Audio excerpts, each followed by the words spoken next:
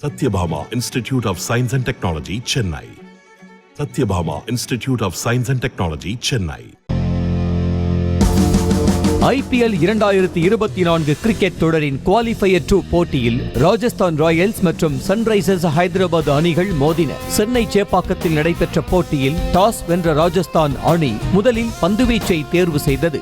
அதன்படி ஹைதராபாத் அணியின் துவக்க வீரர்களாக களமிறங்கிய டிராவிஸ் ஹெட் மற்றும் அபிஷேக் சர்மா முறையே 34 மற்றும் 12 ரன்களை எடுத்து ஆட்டமிழந்தனர். இவர்களை தொடர்ந்து களமிறங்கிய ராகுல் திரிபாதி 15 பந்துகளில் 37 ரன்களை அடித்து அவுட் ஆனார்.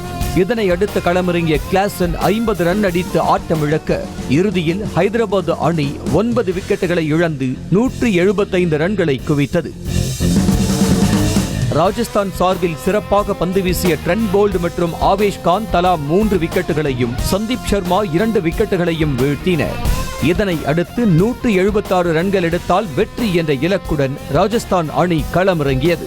தொடக்க வீரர்களாக களமிறங்கிய ஜெய்ஸ்வால் நல்ல துவக்கம் கொடுத்து 42 ரன்னில் ஆட்டமிழக்க இவருடன் களமிறங்கிய கேட்மோர் மற்றும் கேப்டன் சஞ்சு சாம்சன் இருவரும் தலா 10 ரன்களை குவித்து ஆட்டமிழந்தனர்.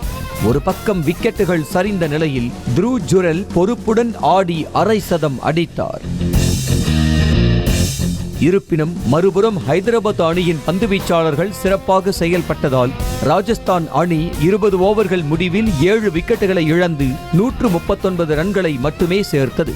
இதன் மூலம் ஹைதராபாத் அணி 36 ரன்கள் வித்தியாசத்தில் வெற்றி பெற்று இரண்டாவது அணியாக இறுதிப் போட்டிக்கு முன்னேறியது.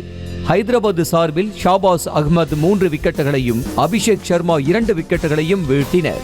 இதனை அடுத்து நாளை சென்னை சேப்பாக்கத்தில் நடைபெறும் இறுதிப் போட்டியில் Kolkata night Riders Sunrisers Hyderabad அணிகள் மோத உள்ளன. Satyabhama Institute of Science and Technology, Chennai. Satyabhama Institute of Science and Technology, Chennai. செய்திகளை உடனுக்குடனும் துல்லியமாகவும் தெரிந்து கொள்ள சப்ஸ்கிரைப் பண்ணுங்க.